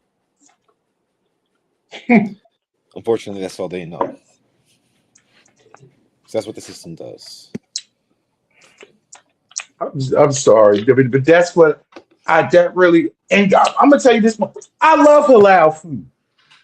Yeah. When I go to the supermarket and I see in they have like halal lunch meat or whatever, I pick the halal lunch meat because I love the way, and I guess it's because for whatever reason the process is clean or whatever. I I love halal food, and I'm not Muslim. I taste the difference. Hmm. You know, our little my little corner store is halal because you know the Muslim is a little all their and you know how much you love the chicken over there. Yeah. That's Yeah. It's that's really good. it's allowed. You know, and I done had kosher food. I enjoy it. Hmm. You know, it's it's just a better process, especially in the United States because a lot of daggone processes are crappy. You know, Hmm. what else you got for me, bud? But one of the last things I have, obviously I have something to close out, but because I know we're already at like an hour 40. I know you got some stuff that you want to tackle. But staying in Texas, it was recently the Texas Republican convention that was going on this week, and a couple of and it's right directly in line with what you were saying about them trying to ban halal food. A few Muslim men went to the Republican convention to confirm whether or not they had a place within the Republican Party. Um, Okay. they very quickly learned that they did not. Um, and again, these were four different people, and they obviously identify as Republicans. But two of them, they were members of and I'm blanking on the organization's name, but they were part of an organization that basically just seeks to inform people about Islam and about the religion and about Muslims, like broadly, so that people weren't afraid of Sharia law, so they weren't afraid of just Muslim people in general, halal food, things like that. And the party, basically, and like members of the party that and attendees that were there, basically saw them as being tied to a terrorist organization, simply because they sought to speak about Islam, positively and highlight the benefits of it, and just like exactly what it was. Um, and they were told numerous times throughout the convention that they should leave and that they were not welcome there. One of the speakers even came up to them and said, like, "Hey, there's the state Democratic convention is going on in a few weeks, and you should go to that. Like, you shouldn't be here." And they want to add to the party platform which was they bring up at the convention. They want to add to the platform, something to like stop Sharia law from being implemented in Texas. It's nowhere close to happening. It's not. It's not even a conversation. So, and basically, what Sharia law is just living like in accordance to like the way that the Bible tells you to do, like terms for like daily life. These people all over the country, specifically in Texas and in the Bible Belt, what do they want you to do? Live in accordance to the Bible, live White by what Christian God says. nationalism. What Yes. So white so it's Christian not nationalism. so what they say is this boogeyman thing, like Sharia law. It's just exactly what they want to implement. It's just a different religion. And again, there is no serious, large, or even attempted push for it to try to implement Sharia law anywhere in the country, specifically and definitely in Texas. So It's a my whole straw man. yeah, exactly. It's just again, if that's their current target right now is, which their target for a while has been Muslims. But currently that's one of the it's trans people, Muslims, and black people being able to vote. Again, the Republican Party uses social issues to scare people into voting for them. Sharia law, they talk about how it's implemented. They don't talk about, and we will discuss this, our the Iran deal and about Iran. We need to dig into the history over the last 47 years because the United States actually pushed Iran into the situation that they are in today because they were democratic before that and they were prospering. Hmm. And when they infiltrated and took over the country and they installed the religious leaders that was they put in the Shah. They use hot button topics to skew you and to scare you. When you talk about the trans issue, trans people are 1% of the population in this country. 1%. And for the most part, I've been around trans people personally since I've been part of this organization. Uh, since I've been part of IME since 2020. And for the most part, from my observation, they just want to be live their lives. Period. No more, no less. They just want to be citizens, and they have to fight to be just regular citizens. I see a similarity with trans people with black folk, Hmm. and to be black trans is a whole nother thing. But black folk just want to be leave the fuck alone. If you leave us alone, which y'all can't do, Hmm. because every time we was left alone, we prospered. We built cities and towns. We prospered. Even coming out of Reconstruction, we prospered. The only, and I'm gonna land the plane, but I'm gonna go through all of it. The only coup that was successfully done on American soil was in Wilmington, North Carolina, which was a black town that had doctors, banks, a political structure, and economic fortitude and it was taken over, ran, and destroyed by white folks, killed, burnt the town,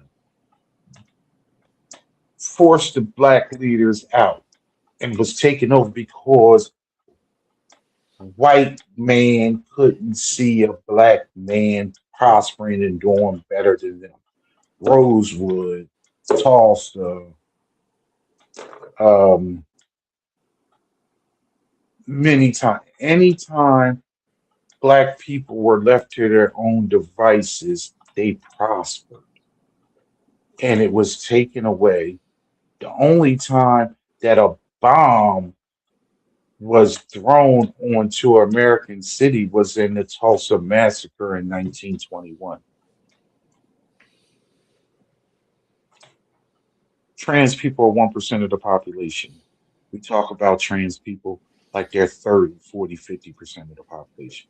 They talk about men in sports, they talk about trans athletes. There are 10 trans collegiate athletes. 10. Two For hands. people that are watching, two hands for 10. You know how out of 519,000 collegiate athletes, why is there a conversation? Hmm. 10 out of 519,000. And I'm going to say it again. Sorry to my son that's not on here. This bitch Riley Gaines, Hmm. who got popularity because she lost to a trans athlete. Do y'all know that bitch came in fifth? She tied for fifth. She tied with the Fifth place. Yeah. She tied with the trans athlete for fifth. It wasn't first place, but they only had because they tied for fifth. They only had 5 trophies, and they gave it to the trans girl. I was about to say the other girl because that's just what I say. The other girl. It wasn't. She beat me out, and just she tied for fifth. She is that what we're she tied for fifth. Wasn't first place. Wasn't she tied for fifth?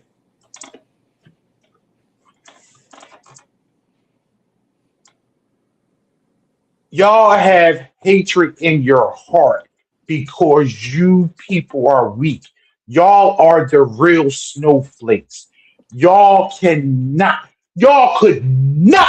be black people because y'all couldn't endure the shit my people have endured for these 400 years Hmm. and survived. Y'all falling apart in the last fucking 16 months when we've been living this shit forever.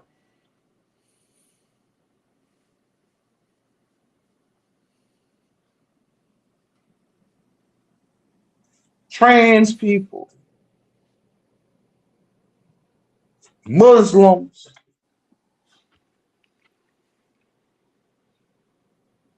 immigrants. Was the immigrants the problem? Were they? Because y'all don't have jobs. Hmm. The economy is suffering. Shit's still fucked up, but y'all still grabbing ablalas at the CVS. Hmm. Y'all still grabbing kids at graduation. Y'all snatching people out of cars on their way to their proms and their high school graduations. Y'all pulling parents out of the school pickup and drop off lines. Y'all bitches great yet? Are y'all? Or was the brown man a boogeyman? That's what they Hmm? were sold. Yep.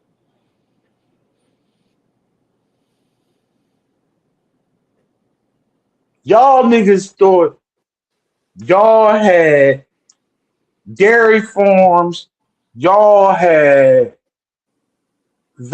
all type of vegetable, you know, all these different farms, and y'all voted, and y'all didn't think he was coming for y'all workers, Mhm.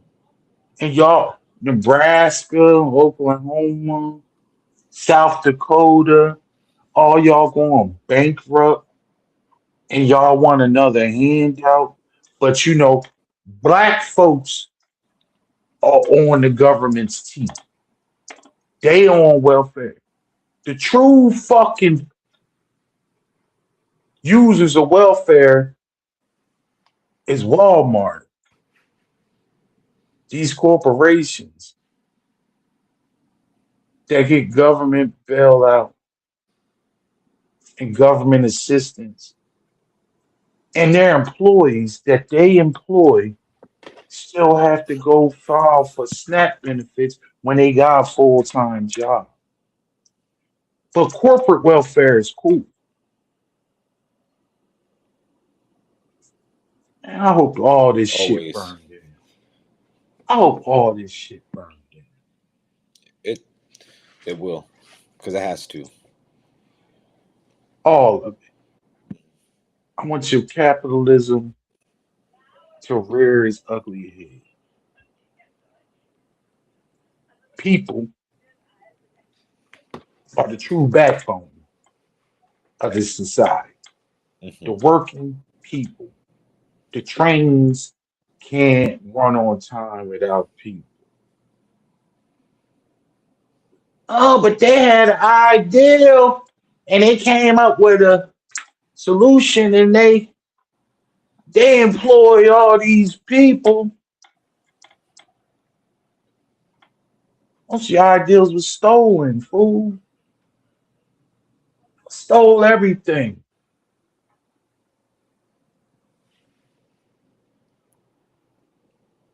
Yeah, let me tell you a little story, and I don't know if you know this. Did you know Donald Trump's grandfather uh who was from Germany, left Germany and came to America because he didn't want to do military service? I'm not sure I knew that. Yeah, no, this is fast. I'm just telling you. His grandfather left Germany because he did not want to participate in military service. Came to America illegally, illegally. Tried to start a business, failed. So obviously that must be in the gene pool.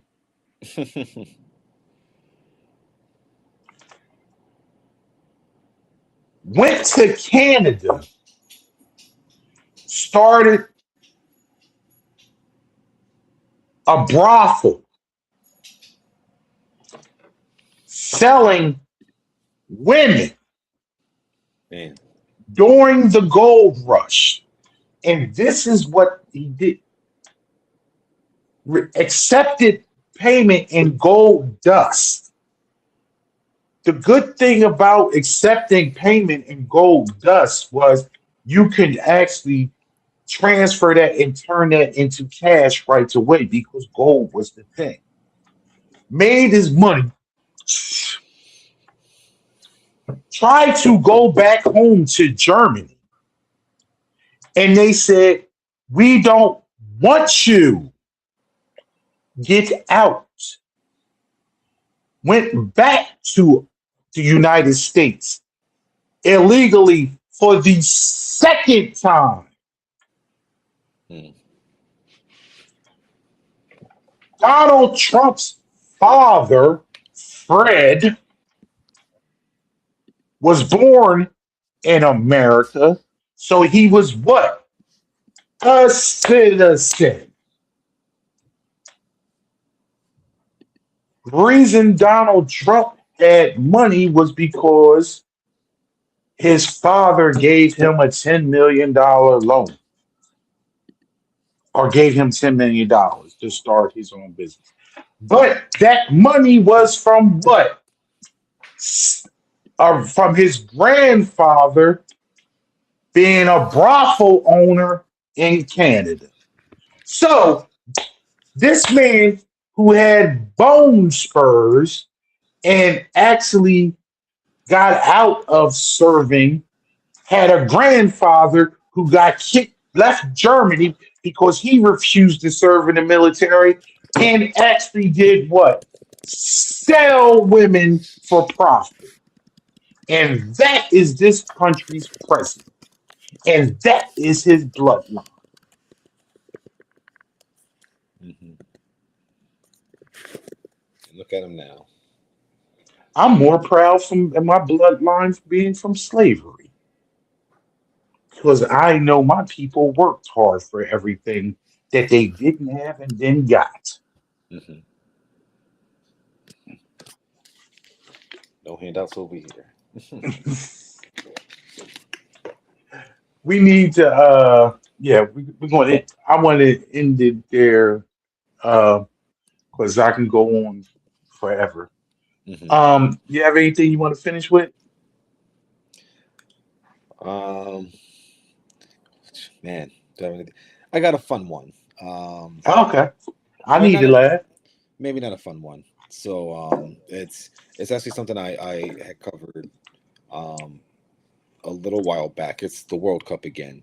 Um, Oh, and that's exactly what it is.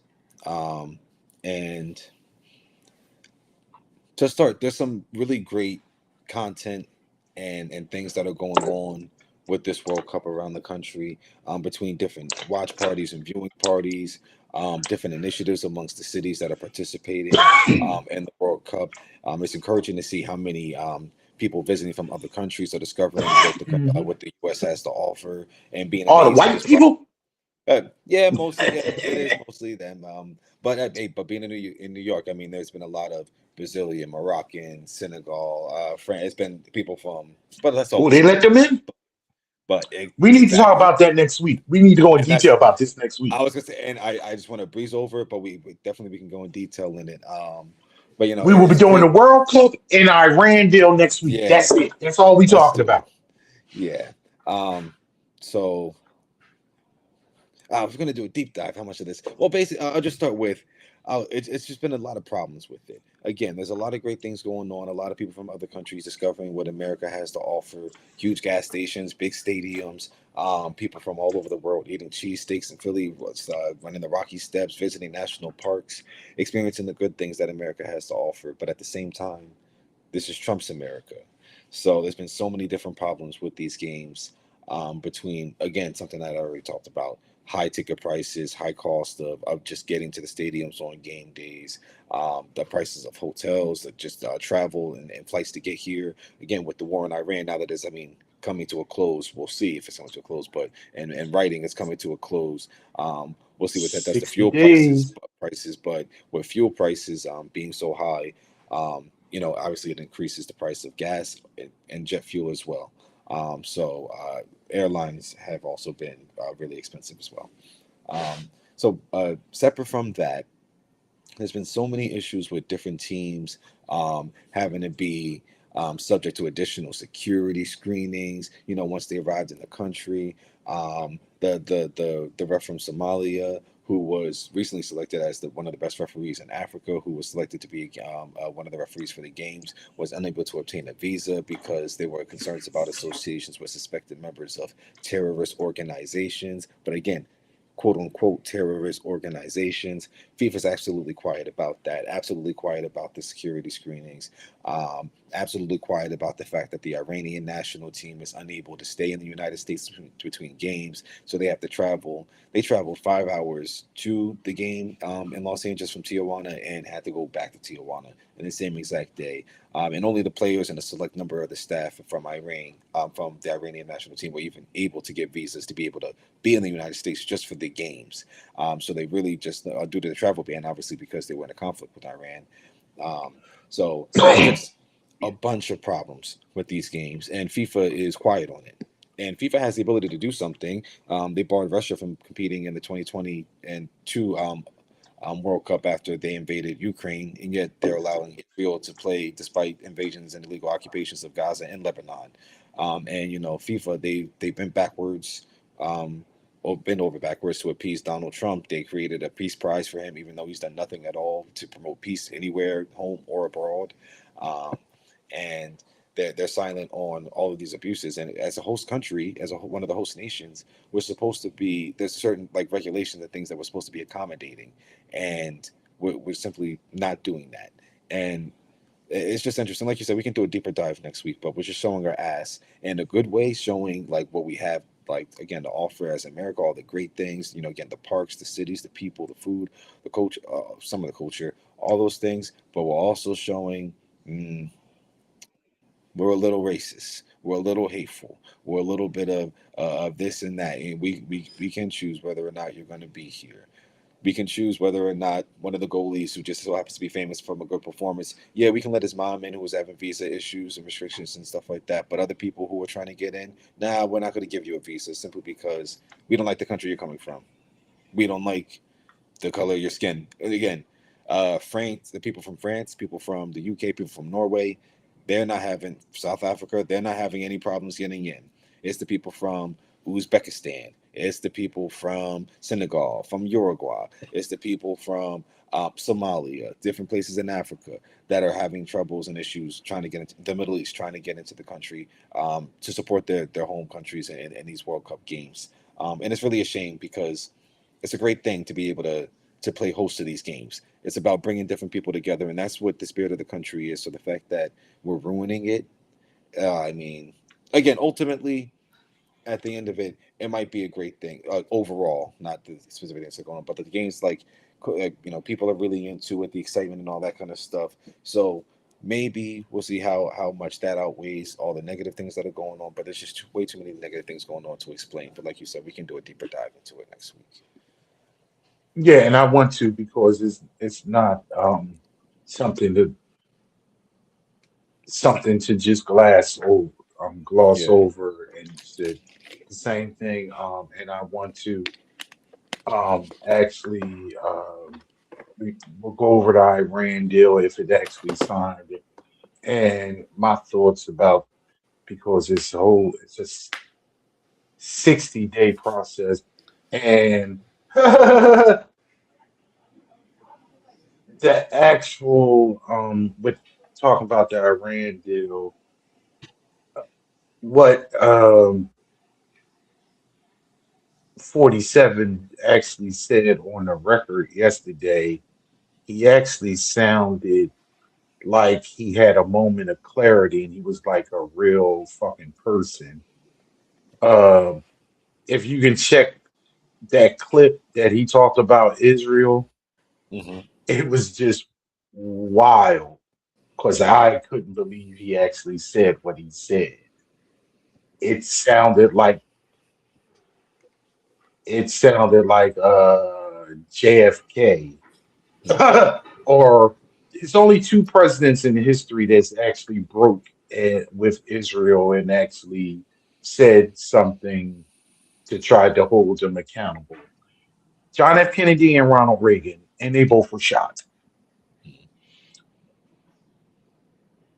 We'll leave it at that right there for now and discuss it more. But yeah, it's Mm-hmm. a lot of things are coming ahead with the little country in the Middle East. Mm-hmm. The size of New Jersey. And we didn't even talk about Tom Kane Jr. Shit. That's I really want to know where he at. Is he with us? Look, Because it's the weirdest thing ever. Like very strange. for full disclosure, we are originally from New Jersey, and his father, Tom Kane Sr., was, you wouldn't remember this. I remember this as a child. He was governor, and he was a Republican, but he was the true sense of a moderate Republican that won the state, him and Christy Whitman, who were Republicans in blue states because they were truly moderate. And you could actually see yourself voting for them because you may had because damn, I'm going off on a tangent again, and I don't want. But it's just where as though they might have some social differences in your opinion, but it was a time where as though they still fell into place with other things that you could actually vote for. So whereas though back in the day you didn't have a purity test and you knew that you're not going to agree with a politician totally, but are they going to do X or Y things to me for me to make my life better? And you would vote for a moderate Republican because they weren't extreme. That was the politics. That's how a Christy Whitman, that's how a Tom Kaine, and that's how a Chris Christie could be governor and still work with a Cory Booker in Newark and get things done. Because it was like, okay, we don't agree on abortion. We don't agree on Social Security. We don't agree on this, but this is what we do agree with. So, oh yeah, I can work with you on that type thing. That's a whole other thing. But we want that people. Tom Kaine. Last vote was on March 5th. Yep. Been MIA. Been MIA, but he's still been trading on the stock market. But of course he has. And when it comes to public events, his staff is going around in public events. They say he has some type of illness, but they haven't disclosed what the illness is. But it's to the point. What I don't understand is you can't do a FaceTime, you can't make a video, you can't do anything. This is 2026. Yeah. This is not FDR's time, where as though he's in a wheelchair and nobody knows it. Yeah. Because you can hide that shit. I don't. Yeah. I'm confused. I'm a smart man and I can't get it. And also the thing is that you can't work remotely. You can't vote remotely in Congress. Right. So he hasn't voted in Washington. You need to be since March 5th. Yeah. So he hasn't been doing his job. He ran unopposed. He's running for re-election in November, but he ran in a primary unopposed. Ridiculous. That is just another man. I swear to God, if I find out this man is not with us anymore, and this is a whole Imagine, but they keep the majority in the House. And we also need to deal with in the coming weeks with the gerrymandering, and we just need to dig into how this. I believe this gerrymandering is going to backfire because I think people are just going to vote. And surprisingly, I don't even know if you saw this. Georgia, well, at least for now, they called this a special session yesterday, 2 days ago, and they decided not to touch the maps. The majority black districts. They didn't touch the maps. But it'll be coming again for the 28th, but they didn't want to deal with it now. That really surprised me. It's a win now, but it's a I'll see y'all later type thing. Yeah, for sure. I want to finish off. I have a video, and I didn't share this with you, and I want to share this with our our audience. And I think what I want to do at the end of our each show after we go through our final is show a video to commemorate something for somebody to, something to think on, and it's try to educate our audience about politics, about Black people's history in this country, and things like that. I'm a child of the '70s, and I was radicalized at a young age. I was radicalized as a teenager. I'm I often tell people that I'm, in Dallas, I done said it around. I'm more Malcolm than Martin. Um, and one of my heroes in poetry and just music and just the Black experience was Gil Scott Heron. And I wanted to leave us with a video about of Gil Scott. I believe it's AI with some of it, but it's his actual voice. And I remember this actual speech slash poem that he stated about the history of Black people and the history of America, and it actually gives you something to actually think about. And with that, um, progress and got a new thing. I actually figured out progress is a state of mind, and it's time to get your mind left because you need to be more on the left spectrum than the right when it comes to political thinking. So we need to get our mind left and more on a democratic socialist platform because that's what's better for all of us as a whole. Raise the floor, Hmm. bring that ceiling down so we can meet in the middle. And with that, we'll see you next time. And listen to Gil Scott. Nice. All right.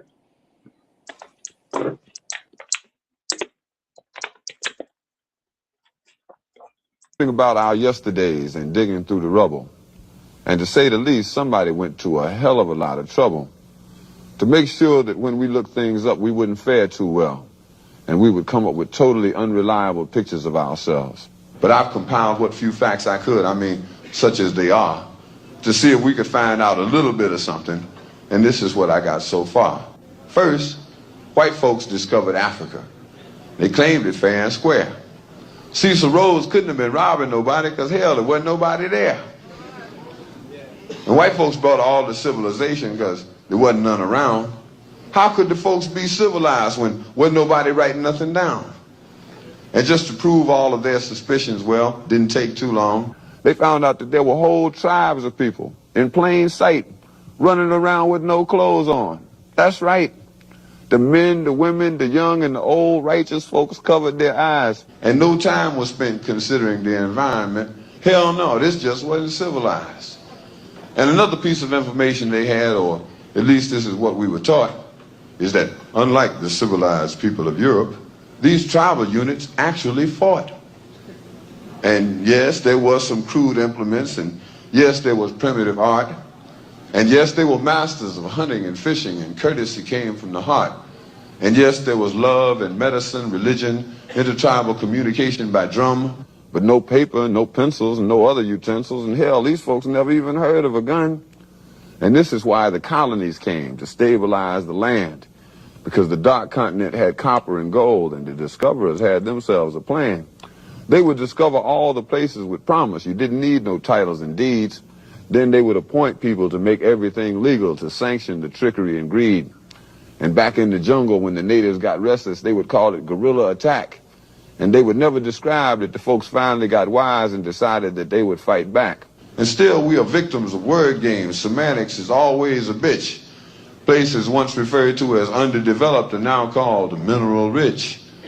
And the game goes on eternally. Unity kept just beyond reach. Egypt and Libya used to be in Africa. They've now been moved to the Middle East. There are examples galore, I assure you. But if interpreting were left up to me, I'd be sure every time folks knew this version wasn't mine, which is why it is called his story.